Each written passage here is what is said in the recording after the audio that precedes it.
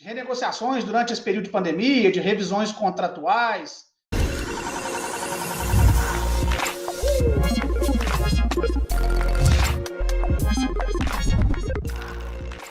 Olá, pessoal, tudo bem? Estamos iniciando aí mais um papo com especialistas. Hoje eu tenho aí o prazer e a honra de receber um grande amigo, um grande profissional, meu primo, irmão, Dr. João Regis Davi de Oliveira. Dr. João Regis é advogado, com pós-graduação em Direito Público, pós em Direito Processual Civil, Advocacia Civil, especialista em Direito Civil e agora pós-graduando em Direito Cooperativista. Dr. João Regis também é sócio do escritório Giovanni Advogados Associados, parceiro nosso aqui na São Judas, e também é professor e palestrante pelo CEAP. Dr. João Regis, muito obrigado pela aceitação do convite. Um prazer tê-lo aqui no nosso quadro do canal e poder falar com você aí e levar bastante informações para os empresários, para os nossos clientes aqui da São Judas. Está contigo agora aí, meu irmão. Um abraço. Boa tarde, Sávio. Boa tarde a todos os telespectadores. Eu queria primeiro agradecer a iniciativa da Contabilidade São Judas Tadeu em fornecer esse tipo de aprendizado, esse tipo de bate-papo aos clientes e até às pessoas que não sejam clientes, mas que tenham curiosidade e cuja matéria desperte, né, o interesse em acessar o site, acessar o canal no YouTube. Então, essa iniciativa, não só nessa época de pandemia, mas de uma forma contínua que vem sendo feita pela contabilidade, ela é digna de elogios, de aplausos. Parabéns a você, parabéns a seu pai, e a honra é minha de participar desse bate-papo. Que é isso, meu irmão. Nós que agradecemos e ficamos muito felizes aí pela parceria e pela aceitação do convite. Ô, João, na verdade, nós fizemos aí já alguns vídeos com outros profissionais, parceiros aqui da São Judas também, que está sempre trabalhando em conjunto e atuando junto com a gente aí na frente das empresas com consultorias. E nós temos tido muitos questionamentos de clientes sobre possibilidades aí de renegociações durante esse período de pandemia, de revisões contratuais. E aí eu queria que você falasse um pouco para a gente sobre esses temas aí, para que o empresário tenha mais condições de pensar a melhor forma, a melhor estratégia, qual é o meio mais inteligente aí de renegociar possíveis contratos, fazer revisões de negociações pactuadas anteriormente, quando o cenário econômico e financeiro era outro, né? Nós estamos passando por um momento difícil. Então, falar aí se os contratos podem ser alterados durante essa pandemia, o que a legislação traz para nós com relação a isso, se é que existe uma legislação, ou se é uma negociação administrativa mesmo, os cuidados que nós precisamos ter. Vamos lá. Nós vamos procurar abordar aqui uma questão geral dos contratos, tanto os contratos urbanos, os contratos agrários, os contratos envolvendo o Código de Defesa do Consumidor, né? Antes de mais nada, nós precisamos entender o que é um contrato, porque às vezes a pessoa que está nos ouvindo vai entender que qualquer tipo de contrato pode ser revisto numa situação dessa, numa situação calamitosa que nós vivemos. E não é bem por aí, né? Os contratos, ele tem natureza e princípios que devem ser observados por quem assina, tanto do lado do contratante quanto do lado do contratado. Então, nós pegamos, desde a época do surgimento do direito, né, muitos remontam até Santo Agostinho, duas expressões latinas que simbolizam muito bem o que é o contrato. Primeiro, a rigidez do contrato, ou seja, aquele contrato inflexível, o contrato obrigação, o contrato que tem que ser cumprido. É aquela cláusula pacta sunt servanda, ou seja, o contrato faz lei entre as partes, não se pode desviar daquilo que foi contratado. Então, essa é uma premissa que foi feita para os contratos, né? Mas também existe uma outra premissa criada na mesma época dessa pacta sunt servanda, que é a premissa latina da cláusula rebus sic stantibus. O que significa isso? as coisas permanecem na forma como elas estão, as coisas têm que permanecer da forma como foram originariamente contratadas. Ou seja, se tudo está igual daquele mesmo período que eu iniciei a contratação, beleza. Agora, se teve alguma alteração econômica, social, de saúde pública, que é o caso nosso agora, que mudou drasticamente aquilo que vigia naquela época, que vigorava naquela época, tem que ser revisto. Então, é uma cláusula de flexibilização de contratos. E, com isso, o nosso direito adotou a teoria da imprevisão.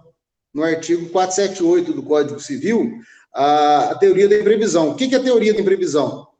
Surgiu um imprevisto, é a própria expressão da palavra mesmo, surgiu um imprevisto, nós temos que rever algumas situações. Se houve prejuízo excessivo a uma das partes e um ganho demasiado em relação à outra. É uma questão de equilíbrio contratual, certo? Então, os contratos podem e devem ser revistos em situações extremas, porque senão nós vamos pensar numa relativização dos contratos, fica muito fácil nós assinarmos alguns compromissos, algumas obrigações, e depois deixar com que a justiça venha flexibilizar. Então, a situação tem que ser uma situação real e grave. E essa que nós estamos vivendo, todos nós sabemos e sentimos, né? A situação, ela é real e grave. Portanto, temos condições, sim, de estabelecermos essas cláusulas em contratos dos mais variados. Mas cada caso é um caso. Ou seja, nós não podemos adotar regras gerais para toda e qualquer situação.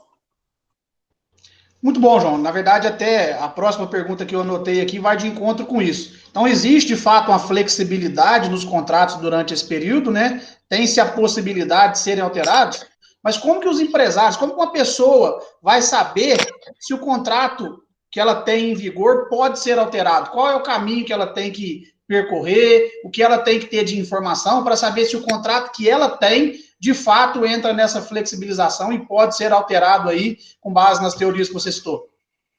Certo. Primeiro, nós temos que identificar se o contrato, se as obrigações, elas estão dentro da teoria da imprevisão.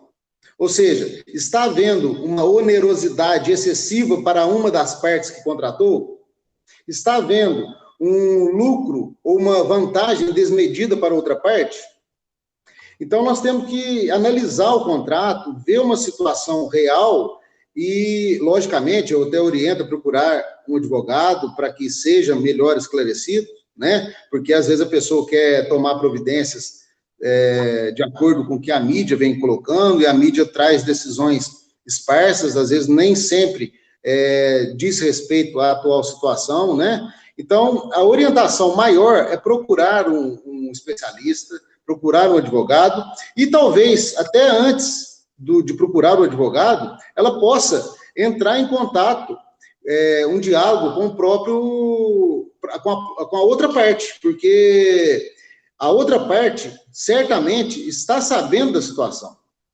Então, tem que ver primeiro a sensibilidade da outra parte, ao ponto de ajustar isso aí de uma forma amigável, né? Fazendo aditivos, fazendo sessões, cada parte cede um pouco, prorrogando-se algumas cláusulas para pós-pandemia, né? Então, vai muito da transparência, que é um dos princípios que norteiam um contrato, da razoabilidade, proporcionalidade, boa-fé, são todas essas características que um contrato tem que ter, né? Então, a orientação, primeiro, é que a pessoa veja primeiro, eu estou passando dificuldades nessa fase? Não. Então, qual a razão de eu procurar a justiça, procurar a outra parte para poder flexibilizar um contrato? Né? Então, são situações que devem ser analisadas, devem ser estudadas, e se a pessoa achar que tem condições, procure o especialista, procure o advogado para garantir os seus direitos.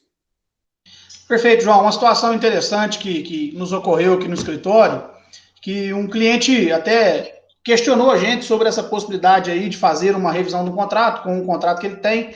Porém, existe o contrato, mas a relação já não está tão amigável mais, então a conversa pessoal já ficou um pouco mais difícil. Nesse caso, o Instituto da Notificação Extrajudicial é um caminho? Qual que seria uma alternativa aí para esse cliente, por exemplo, que tem essa dificuldade de negociar pessoalmente, sem precisar buscar inicialmente o judiciário, tentar fazer de uma forma administrativa? Caso não restar frutífero, aí sim o contencioso. Certo, é sempre interessante, porque às vezes aquele clima amistoso que iniciou uma contratação não existe mais durante o período, né? Sempre é interessante o diálogo físico não tem jeito, vamos tentar um diálogo via notificação extrajudicial, é um caminho sim, porque às vezes a pessoa tem a frieza, o outro lado tem a frieza de analisar uma situação concreta e com isso responder da mesma forma e às vezes com aceitação, né? Eu acho que sempre tentar o diálogo, porque nós vemos a justiça, a judicialização de questões controvertidas, né, principalmente envolvendo a pandemia, não é uma saída nem sempre eficaz, uma saída rápida. Então, eu acho que toda e qualquer tentativa é válida, sim, e tem que ser feita. Entendi. Você falou na judicialização, foi de encontro com a terceira pergunta que eu tinha colocado aqui, doutor. Haverá uma lei para regulamentar todas as situações envolvendo os contratos ou será necessária a judicialização? Perdão. Olha, Sara, em princípio, nós estamos vendo muitas diretrizes de órgãos vinculados à área trabalhista, previdenciária, você participa muito, aí você está vendo, nós do judiciário, cada hora, cada momento se vê uma portaria, uma resolução, tratando dessas situações. Só que nós identificamos que não tem condições de tratar de toda e qualquer situações.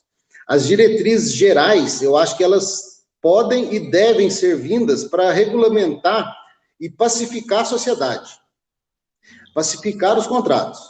Mas acredito que não vai ser o suficiente. Parte vai ter que ser judicializada, não tenha dúvida quanto a isso.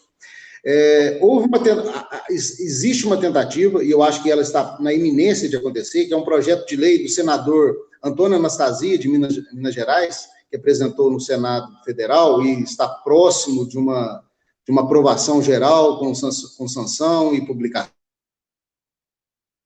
e altera algumas situações de contratos privados, certo? Então, é o projeto de lei número 1179 de 2020, que começou a tramitar no dia 30 de março desse ano, e esse projeto de lei traz algumas hipóteses e que visa acalmar as situações de calamidade pública, as situações que a pessoa põe em dúvida o seu direito, certo? Então,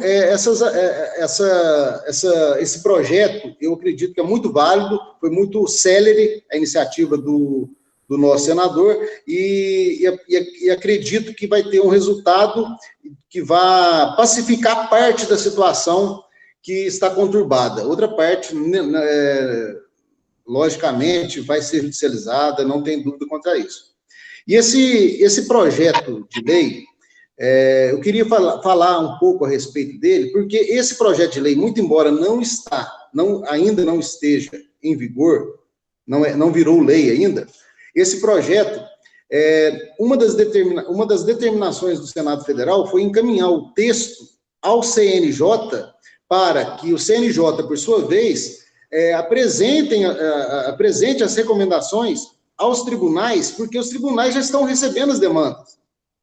Então, como que nós vamos definir alguma situação que não existe lei ainda, sendo que a legislação está próxima de ser sancionada? O judiciário tem que se virar de acordo com os princípios gerais do direito, né? Então, essa orientação já foi passada, das diretrizes. E tem, para você ter uma ideia, esse projeto de lei 1179, ele trata do início da pandemia no dia 20 de março de 2020. E ele estende a aplicação das medidas que estão nele previstas para 30 de outubro de 2020, como sendo uma possibilidade de exaurimento da pandemia, né? E em alguns casos, até para 31 de dezembro de 2020. Então, tem várias formas de elasticizar um contrato, certo? De acordo com esse entendimento do projeto. O projeto traz algumas situações que afetam o dia a dia das pessoas.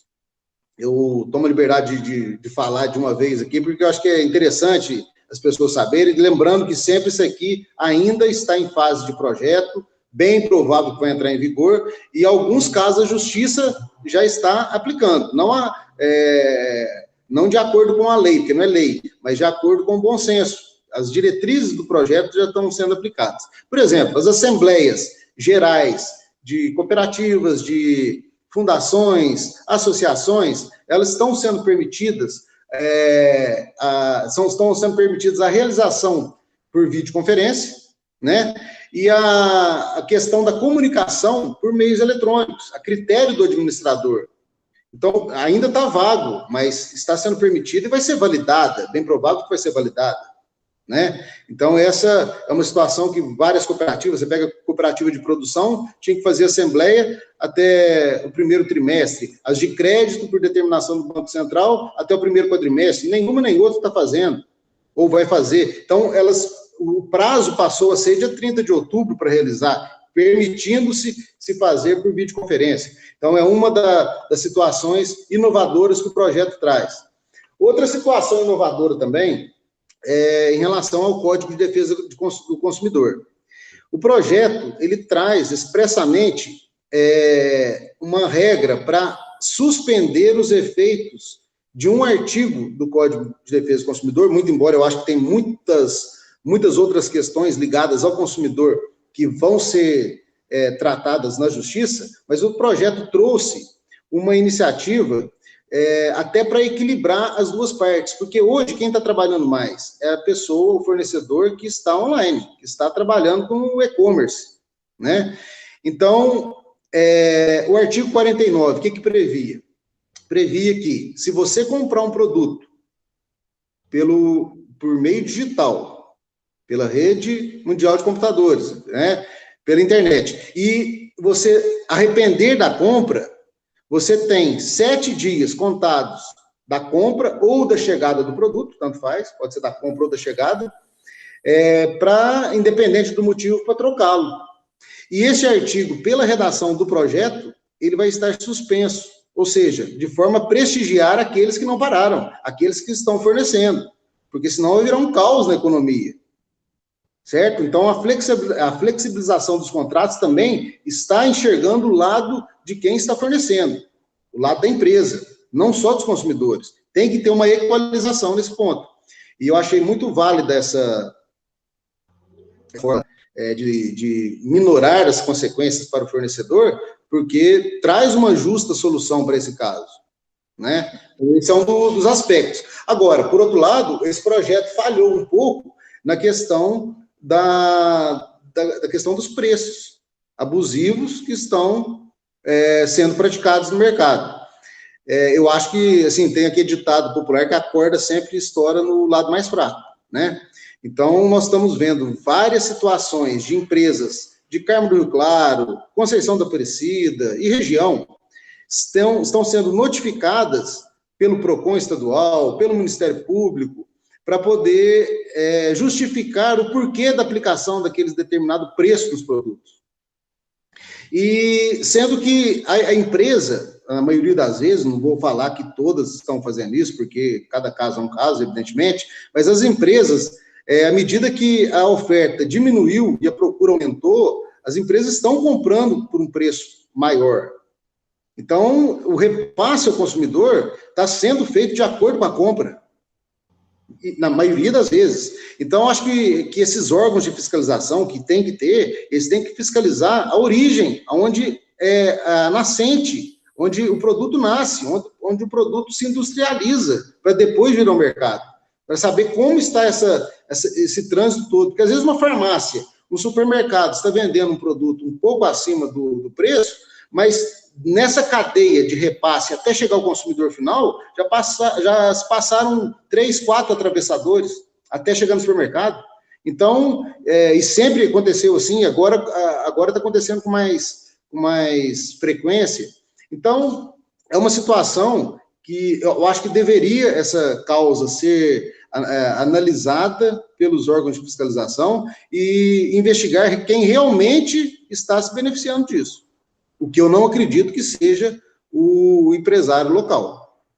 Certo? Ô, João, só uma colocação, desculpa te interromper com essa questão do PROCON, porque realmente nós tivemos diversas demandas aqui, nós atendemos o segmento de supermercados e farmácias, que talvez foram os mais impactados por se tratar dos produtos aí de higiene pessoal, máscara, álcool em gel, luvas, né?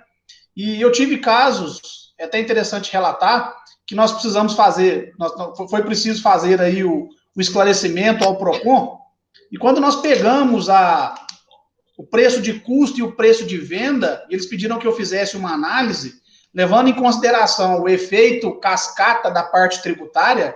Eu tinha cliente que estava vendendo, ganhando 0,15 centavos, 0,22 centavos por produto, e ele não sabia, ele disse, nossa senhora, eu achei que eu estava ganhando alguma coisa, e na verdade eu estou quase que trocando cebola, quase que empatando. Ou seja, realmente é o que você falou, os atravessadores aumentaram o preço, né, dos seus produtos, então isso chegou mais caro no varejo.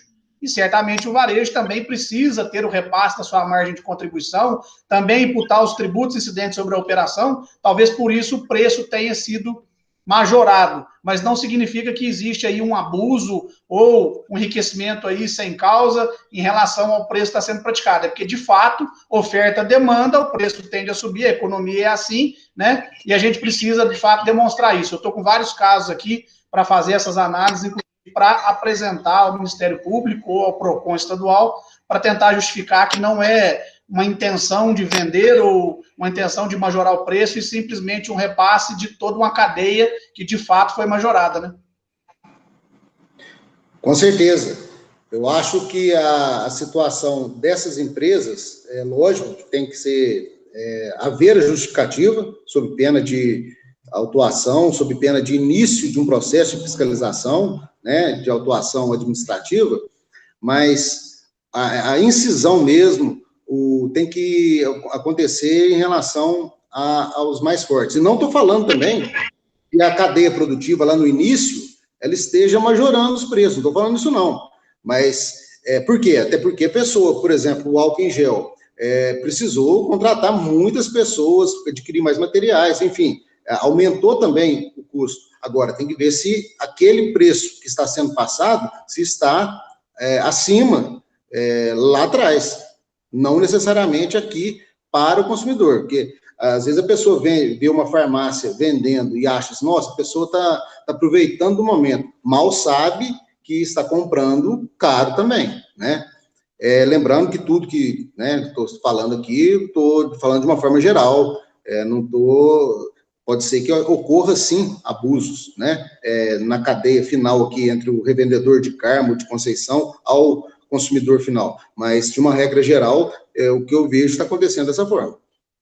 E tem-se assim muita a prática de entender o direito do consumidor sempre relacionando somente o varejista ao consumidor, mas na verdade existe toda uma etapa, existe toda uma cadeia, e da frase como a gente usa aqui, do couro sai a correia, né? Não tem jeito. Então você tem que fazer os repasses de todos os custos incidentes aí na operação, frete, os impostos, logística. Ou seja, tudo isso tem que ser embutido no preço, mais a margem de contribuição do varejista, senão daqui a pouco também ele fecha as portas, né? Aí nós temos dois problemas, o problema do consumidor e um problema aí econômico de perder aí empresas e geração de emprego, renda, arrecadação e por aí vai, né? Então a equalização eu acho que tem que ser nesse sentido para não deixar que o efeito dominó aconteça, né? Certo, concordo plenamente. Eu acho também uma coisa, hoje as redes sociais estão cada vez mais fortes, né? E à medida que uma notícia é propagada de uma determinada empresa vendendo produto, e às vezes a empresa está vendendo de acordo com o repasse, conforme nós conversamos, essa empresa passa a ser mal vista. Às vezes pode até pensar que a empresa está aproveitando desse momento, sendo que, às vezes, normalmente o raciocínio não é esse. E é muito mais fácil do consumidor, não estou falando que está errado não, porque todos na cadeia produtiva e de revenda têm responsabilidade perante o consumidor final, pelo Código de Defesa do Consumidor. Agora vamos pensar naquele fornecedor do último, ou seja, a farmácia. Uma farmácia de Alterosa, exemplo, que vende ao consumidor final, o consumidor final vai reclamar perante o órgão de fiscalização, PROCON, Ministério Público, reclamar em relação a quem? A farmácia. Sendo que nessa cadeia, a farmácia é corresponsável junto com o atravessador aqui, outra aqui, até chegar lá em cima. O consumidor final não vê isso, tudo bem. E a barra fica para a farmácia segurar. Né? E entre farmácia e os demais fornecedores, não há relação de consumo. Por quê? Não há a figura do destinatário final, então não pode-se pedir a aplicação do Código de Defesa do Consumidor nessa cadeia inversa. Então, é uma situação muito complicada, tem que ser compreendida, né, e estudada. Eu acho que nós temos que achar onde que está o problema. Sem dúvida. Ô, João, diante dessa possibilidade do projeto de lei e existir aí formas de resolver parte, né, dessas relações contratuais, parte dessas relações obrigacionais, isso é louvável e é muito legal. Lógico, não tenha dúvida disso, vamos torcer para que seja aprovado e que seja aplicado e que tenha os efeitos esperados. Mas e aquilo que não for tratado pela legislação, de certa forma vai para o contencioso, né? E indo para o contencioso, imagine só, o contencioso já abarrotado de processos, muitas vezes com mão de obra enxuta, sem ter aí quantidade de profissionais necessários. O que você me fala? Como é que vai ser a resposta a todas essas questões? A quem espera pela aplicação das leis? A quem espera por essas decisões judiciais? Como que vai ficar essa situação? Isso será rápido, não será rápido? O que é a expectativa de vocês, como operadores do direito aí, em relação a essa matéria? Pois é uma questão, assim, muito complicada, a judicialização de tudo e toda e qualquer questão. Primeiro, porque nós sabemos que o efetivo do Poder Judiciário e até dos órgãos administrativos de controle e fiscalização, ele é pequeno. E nós estamos com uma demanda altíssima de processos com poucos juízes. Sabemos também que vai aumentar e muito, né, a demanda judicial pós-pandemia, não tenha dúvida quanto a isso. E a resposta não necessariamente será rápida, porque já não é rápida a resposta atualmente. Não por culpa dos juízes, dos tribunais, não. É por falta de material humano mesmo, né? E o que eu acho disso, primeiro, é que eu acho que o governo federal, ao invés de tratar de assuntos totalmente alheios à calamidade pública, e que a gente vê no noticiário, parece que o Brasil está normal, né? Eu acho que o governo estadual, federal, eles têm que tratar de uma forma mais efetiva de como superar isso. Nós vamos contratar mais, nós vamos fazer mais concursos, não só por causa da pandemia, não. É por necessidade mesmo, para atender o jurisdicionado. Então, acho que o foco passa a ser outro. A gente tem que pensar na criação de soluções. Por exemplo, nós pegamos bares, restaurantes, que, querendo ou não, movimentam muito a economia brasileira, academias de ginástica, enfim, todos eles parados, né? A maioria. Qual que é o incentivo que o governo pode dar via BNDES para esse público? Afinal de contas, uma iniciativa privada, a única renda, a única economia da pessoa é essa, travou de uma forma abrupta, com razões justificáveis pela Organização Mundial de Saúde, mas e aí? Ele tem que retomar a atividade. Vai retomar, já vai estar no negativo, ou não vai retomar? Por que o governo não trabalha com essa linha agora de uma forma urgente? Às vezes a pessoa não vai nem querer pegar mais essa linha de crédito, porque pode até que já esteja endividada em razão da economia que já não vinha bem, né? Mas eu acho que tem que empreender esforços nesse sentido, né? A legislação é interessante, só que ações mais efetivas, não só diretrizes, mas ações efetivas têm que ser feitas no âmbito financeiro. Voltando um pouco em relação à legislação, nós temos algumas inovações, por exemplo, nas ações locatícias. Muito se fala a respeito, mas agora eu não vou pagar mais aluguel, eu não vou ser despejado mais. Realmente, é uma situação que esse próprio projeto de lei, que é uma questão econômica que nós estamos tratando, o próprio projeto de lei fala da suspensão do despejo durante esse período todo. Então, a suspensão do despejo é sugerida até dezembro. Mas a pessoa não vai pagar? Essa legislação, essa sugestão legislativa, que ainda não está em vigor, fala que até outubro pode permanecer suspenso o pagamento. Depois de outubro em diante, você tem que pagar a mensalidade X do mês, mais 20% dos atrasados, até acertar os atrasados. Então, às vezes, a pessoa, se ela tiver condições, o conselho é continuar pagando, porque senão lá na frente vai virar uma bola de neve também, né? Agora, são situações que têm que ser analisadas caso a caso, por isso que a legislação, às vezes, não vai abarcar toda e qualquer situação. Você pega, por exemplo, um supermercado, que ao invés de, um supermercado que ao invés de ter uma queda no faturamento, continuou o mesmo ou aumentou em razão das buscas incessantes por alimentos, bebidas, utilidades domésticas, enfim. Qual a razão do proprietário desse supermercado pedir a redução de aluguel para o dono? Não é justificado. Está ferindo a boa-fé, está ferindo a questão da lealdade contratual. Agora, é totalmente justificável um dono de restaurante ou um dono de academia pedir uma redução, propor primeiro, em relação ao proprietário, uma redução de aluguéis para poder manter o equilíbrio contratual. Fiquei um mês, fiquei 2 meses sem receber nada, a renda era unicamente essa, a pessoa, evidentemente, vai ter que abrir a situação financeira, mostrar que o financeiro não está bom, de forma que a justiça venha e equalize essa situação. Então, eu acho pouco provável que a legislação em si vá atender toda e qualquer situação. Muitos casos vão ficar para a justiça. Outro caso, por exemplo, essa inovação na lei, no projeto de lei 1179, fala dos contratos residenciais, aquele contrato que a pessoa tem para fins de moradia.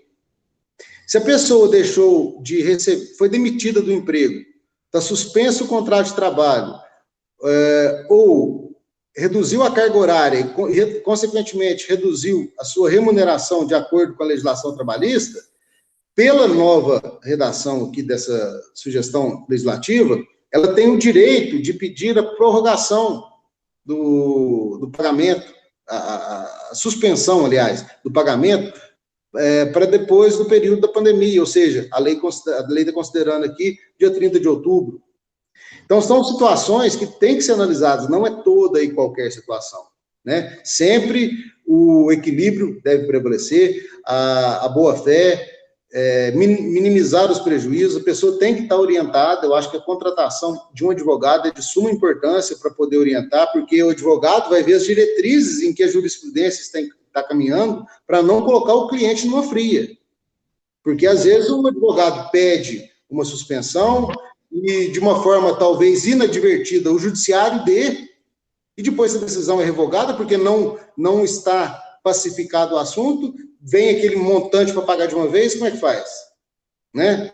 Então, são situações complicadas. Você pega, por exemplo, vamos falar dos contratos agrários.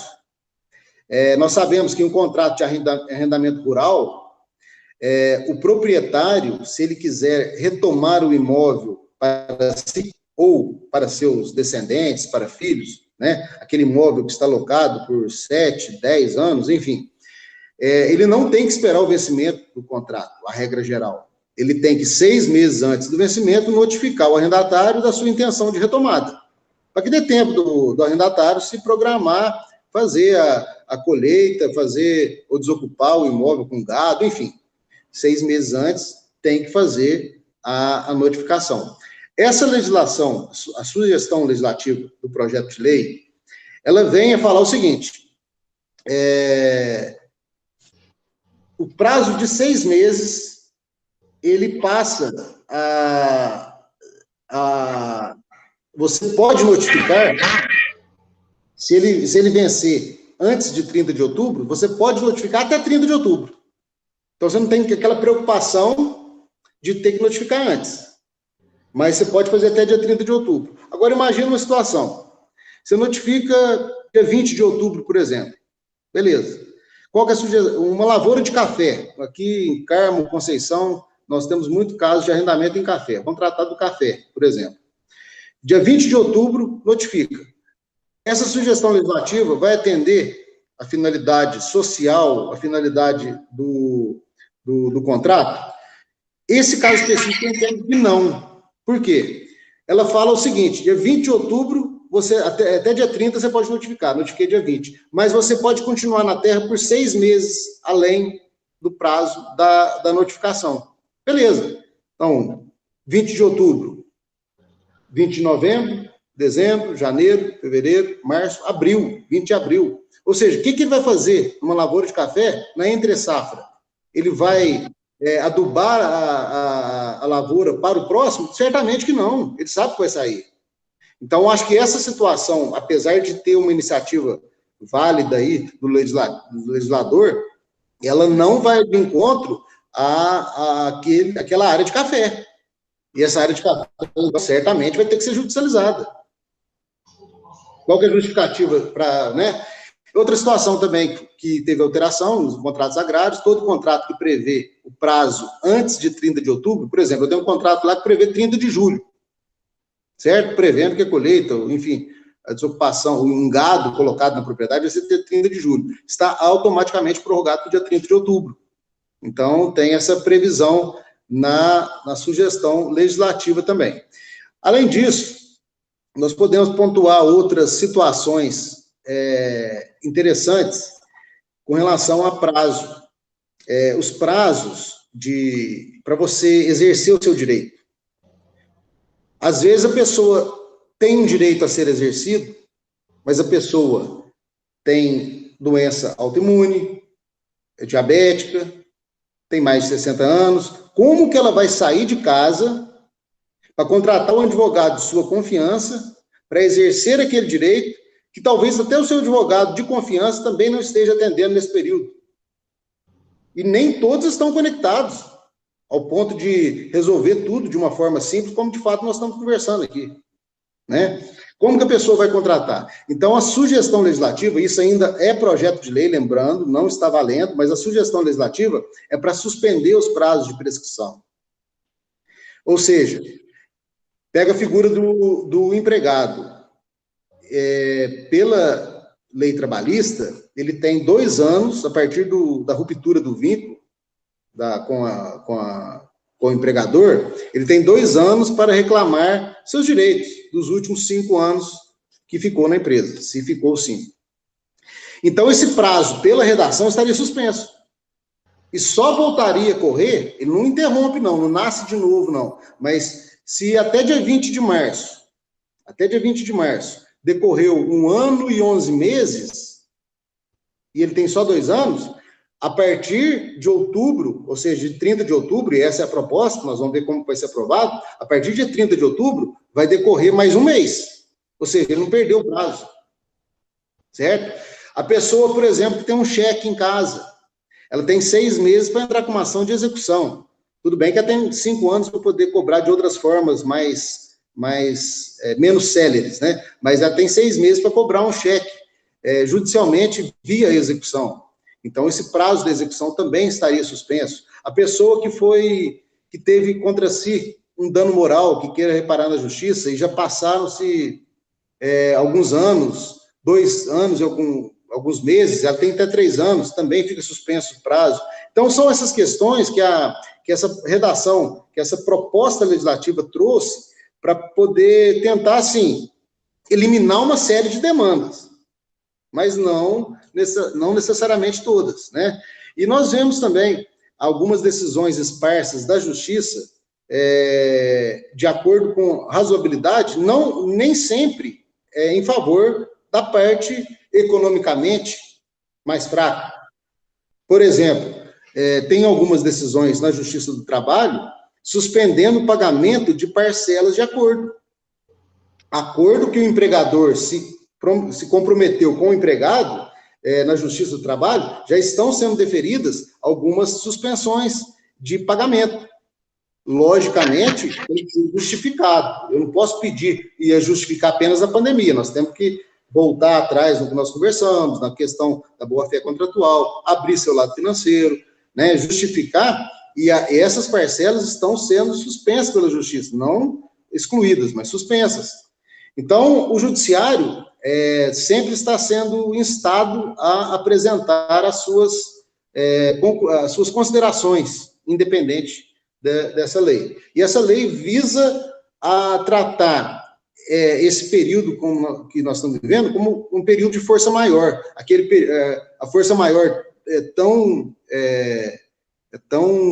difícil de se compreender quando está na faculdade. O que seria essa força maior? Nós estamos vendo ela aí na prática, né? Então, é uma situação que envolve força maior. E isso vale para toda e qualquer situação. Nós podemos falar de contratos com educações, instituições de ensino, qualquer tipo de contrato, desde que haja esse desequilíbrio contratual, a ideia é permitir a flexibilização e o bom entendimento. Bacana, João. Nossa, muito, muito rico, muito produtivo. Quantas sugestões aí, quantas possibilidades temos para poder aplicar aí os empresários, cidadãos, na verdade. Mas fiz algumas anotações do que você falou que acho muito interessante, apesar da existência do projeto de lei, que certamente deve ser convertido em lei, está tudo muito vinculado ao princípio da boa-fé, ao bom senso, à realidade fática da situação, para que não haja também aí um desvio da finalidade, para que as pessoas também não usem isso de forma injusta, né? Que realmente seja aplicado a quem realmente tem dificuldade, quem realmente merece, quem está precisando mesmo aí do amparo diante dos problemas que a pandemia trouxe. Então, acho que ficou muito claro na sua fala que, apesar de existir diversos pontos no projeto de lei que são favoráveis aos empregados, aos fornecedores, aos empresários, aos produtores rurais, né? Falando de contratos agrários aqui, mas o tempo todo muito bem colocado por você aí, que sempre vinculado a um bom senso, sempre vinculado à boa-fé, sempre vinculado ao equilíbrio da relação obrigacional. Então, assim, fica muito bacana quando você coloca a situação legislativa, mas não deixa de citar também a questão moral, ética e a questão da boa-fé. Acho que aí sim a justiça busca um equilíbrio perfeito, né? Com certeza. O direito existe, mas tem que ser exercido para quem realmente faz jus a ele. E ao momento que você identifica, apresenta ao judiciário uma ação judicial, você tem que identificar esse problema. O judiciário ele é composto de juízes que são competentes, que sabem analisar as situações que nós estamos vivenciando. Então, vai saber facilmente identificar os aproveitadores, que naturalmente acontecem, daqueles que realmente fazem jus. Então, o judiciário está aí para isso. Acho que deve sim, se não tiver condições alguma de solução administrativa, o judiciário sim deve ser provocado, não tenho dúvida quanto a isso. E a minha orientação é que qualquer um que tenha essa dificuldade, que procure um advogado para fazer valer os seus direitos. Eu queria agradecer mais uma vez a iniciativa da Contabilidade São Judas Tadeu, e que continue assim, sempre apresentando as questões novas e alimentando os clientes de informações, porque nós, à medida que temos as informações, nós passamos a enxergar as coisas de uma forma diferente. Nós não podemos hoje Nós assistimos muitas lives, né, nesse período todo aí, e muitas trataram das fake news. Então, às vezes, você recebe umas mensagens por robô, disparadas aí, toma aquilo lá como verdade e acaba iniciando uma discussão ou pensando que tem algum direito nesse sentido. Eu acho que nada substitui o trabalho técnico, o trabalho do profissional. Então, se surgiu alguma dúvida, procure, não vai se aventurando, né, naquilo que os outros colocam, naquilo que os outros falam. Porque hoje a disseminação de informação inverídica é muito grande. Nós temos que estar com os pés no chão aqui para poder tratar de uma forma concreta, uma forma real, aquilo que o jurisdicionado precisa. Sem dúvida, João. Quando nós criamos essa ideia do quadro no canal do YouTube, foi pensando exatamente em levar informações de profissionais que são sérios, profissionais idôneos, para que os empresários possam até se desvincular um pouco de rede social, onde você não consegue filtrar normalmente quais são as informações reais, né? A gente sabe que acontece fake news, às vezes escuta alguma coisa, acaba se enveredando aí sem acompanhamento técnico profissional e acaba tendo problemas futuros. Então, acho bacana mesmo a iniciativa do canal, agradeço aí pela sua consideração, mas no sentido de levar essa informação de quem realmente conhece, de quem realmente é expert aí no assunto. E os empresários também podem, de posse dessas informações, se prepararem para ter ações mais estratégicas, né? Tem uma frase que eu gosto muito, que a gente não tem problema por aquilo que nós não sabemos. Nós temos problema por aquilo que nós temos certeza que é verdade, né? Então, eu acho que, sabendo que eu tenho esse direito, que é verdade, que o projeto de lei está aí, que existem profissionais para assessorar, aí sim eu posso começar a pensar qual caminho eu devo seguir e qual seria a melhor estratégia para a minha empresa ou até para a minha vida pessoal, né? Eu queria só para finalizar, João, deixa um recado aí para quem está nos ouvindo, para os empresários, para os cidadãos aí, que você acha que é interessante para eles pensarem para esse momento e também para o momento pós-pandemia, que a gente sabe que vai ser diferente de tudo que a gente está vivendo até agora. Certo.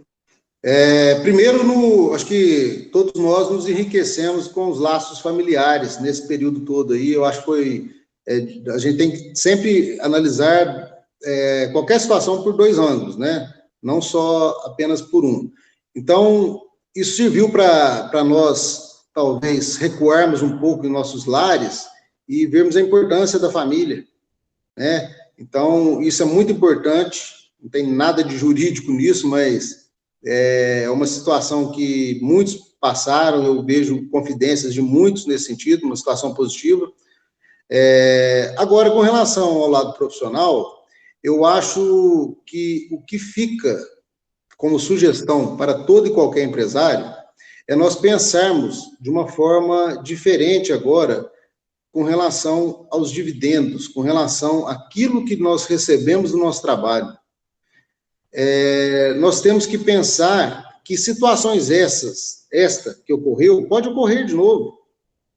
E nós temos que estar preparados financeiramente para não ficarmos desorientados para buscar um caminho, mesmo que com isso agravemos nosso estado de saúde. Então, nós temos que ter mais do que nunca agora, um planejamento financeiro para poder suportar algumas situações. Nós sempre escutamos isso aí, de que nós temos que ter uma reserva, nós temos que pensar numa fatalidade, mas sempre associamos a uma doença, né, na família. Mas não foi uma doença na família, mas nós precisávamos estar capacitados com recursos para poder suportar isso.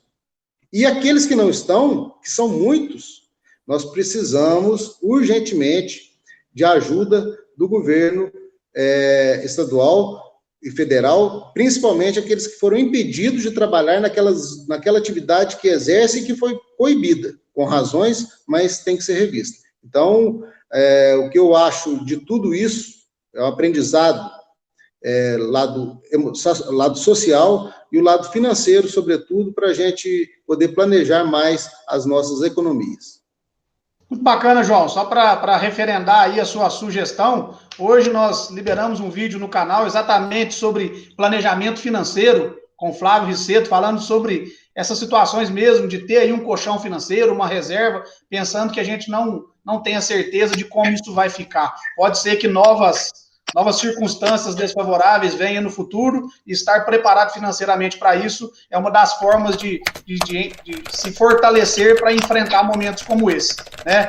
Mais uma vez, obrigado, João, um abraço, quero te agradecer imensamente aí pela aceitação do convite e dizer que, apesar de não estarmos próximos fisicamente, estamos juntos aí, sabe disso? Pode contar comigo, que eu precisar, estou à disposição do lado de cá também.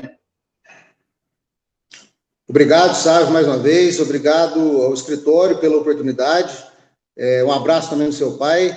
E espero que você possa contribuir com o nosso canal também. E nós aqui, naquilo que humildemente temos conhecimento também com vocês, para a gente estar sempre levando informações atualizadas, informações que possam mudar a vida, ou que deem uma guinada na vida de quem está nos ouvindo. Obrigado. Perfeito, convite aceito. Até breve.